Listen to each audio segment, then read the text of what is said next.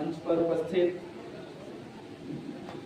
प्रोफेसरगण, party से जिला परिषद खुशबू कुमारी जी, आरवाईए कार्यकर्ता नेता दिव्या भगत जी, आयसा के हमारे झारखंड राज्य के सचिव त्रिलोकी जी, और उसके साथ साथ आयसा के तमाम नेता जो हर समय शिक्षा की लड़ाई को लेकर, बेहतर शिक्षा को लेकर एक नेतृत्वकारी भूमिका में रहते हैं। और उसके साथ आप सभी जो लोग यहाँ बैठे हैं, जो छात्र बैठे हैं, जो चिंतित हैं इस बात के लिए कि बराबरी और समता की शिक्षा हो, आप यहाँ पर आए हैं, इस छात्र कन्वेंशन में आए हैं। मैं आपको अपना जय भीम, लाल सलाम, जोहार पेश करता हूँ। अगला महीना अगस्त का महीना है, जिसमें 15 अगस्त आता है, आजादी का दिन। 1947 में देश आजाद हुआ, आप सबको मालूम है। और आजादी के इतने सालों बाद भी जो मूलभूत हमारी जरूरत थी, उच्च शिक्षा जो होनी चाहिए थी, जिसके लिए कॉलेजों को बनना ही बनना था, लेकिन आज वो एक मांग के तौर पर यहाँ 75 साल बाद भी आज हमें मांगना पड़ रहा है कि हमारे बच्चों के लिए शिक्षा दीजिए, हमारे बच्चों के लिए उच्च शिक्षा यहाँ पे कॉलेज खोलिए, डिग्री कॉलेज खोलिए। एक जीत आपकी हुई है, हमें मालूम है, उसके लिए हम सलाम करते हैं आपको कि जो आपने लड़कर मनातू में इंटर कॉलेज खुलवाया है, आपने लड़कर इस बात को दिखाया है कि हमारे लिए शिक्षा कितना जरूरी है। और इसीलिए आप सड़कों पर 1 साल पहले गए, इसीलिए आप सड़कों पर पहुंचे और कहें कि हमारे लिए इंटर कॉलेज खोलिए। लेकिन सिर्फ इंटर कॉलेज भर से बात नहीं बनेगा। देखिए, मैं दिल्ली में पढ़ता हूं, हम दिल्ली में पढ़ते हैं और मेरा कोई शौक नहीं है दिल्ली में जाकर पढ़ाई करने की।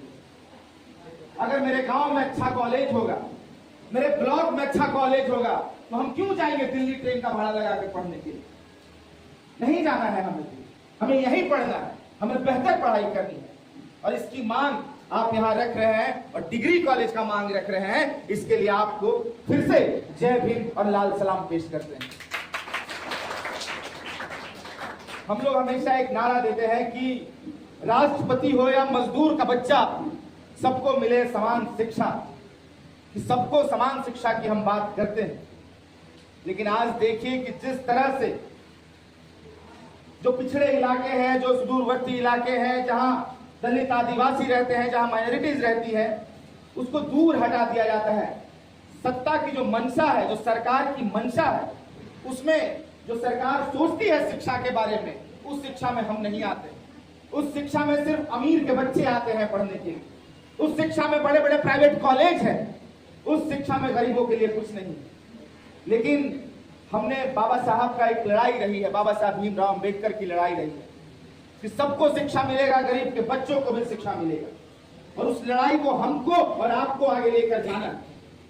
हम लोग एक गीत गाते हैं, रुके न जो, झुके न जो, दबे न जो, मिटे न जो, हम वो इनकलाब है, जंग जुल्म का जवाब है, हर गरीब हर शहीद का हम ही तो ख्वाब है। तो हमको और आपको ख्वाब बनना पड़ेगा, अपने शहीदों के नाम का ख्वाब बनना पड़ेगा, नीलांबर पीतांबर को याद करते हुए ख्वाब बनना पड़ेगा कि आज मनातू में, आज इस ब्लॉक में डिग्री कॉलेज खुले ताकि हम पढ़ सके और आने वाला भविष्य भी पढ़ सके।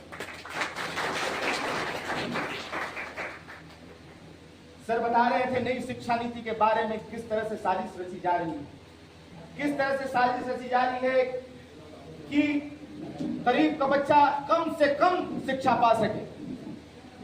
इसीलिए नए नए तरीके से सीयूईटी लेकर आए आपके यहाँ। लेकिन आपकी आयसा की जो लड़ाई रही नीलांबर पीतांबर विश्वविद्यालय में कि सीयूईटी जो कॉमन यूनिवर्सिटी एंट्रेंस टेस्ट है, उसको वापस भेज दिया गया कि सब यूनिवर्सिटी की अपनी एक खासियत होती है और उस खासियत के हिसाब से यूनिवर्सिटी एग्जाम ले, लेकिन उसको खत्म कर देना चाहते हैं।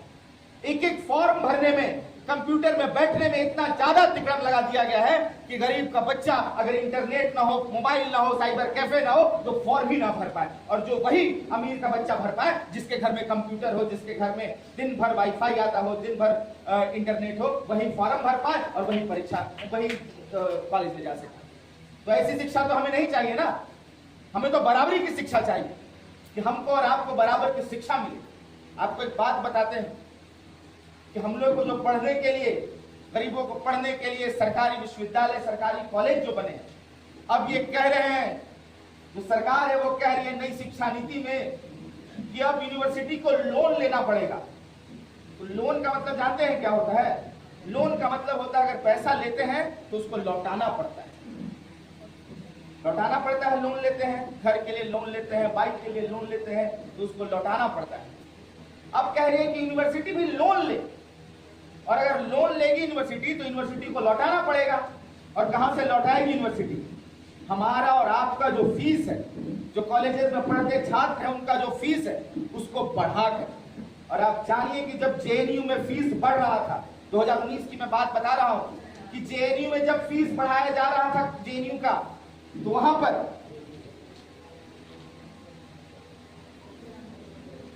पर हम देखते हैं कि किस तरह से वहां के छात्रों ने संगठित होकर लड़ाई लड़ी कि अगर वो फीस बढ़ जाता तो 50% से ज्यादा गरीब के बच्चे जेएनयू में घुस नहीं पाते।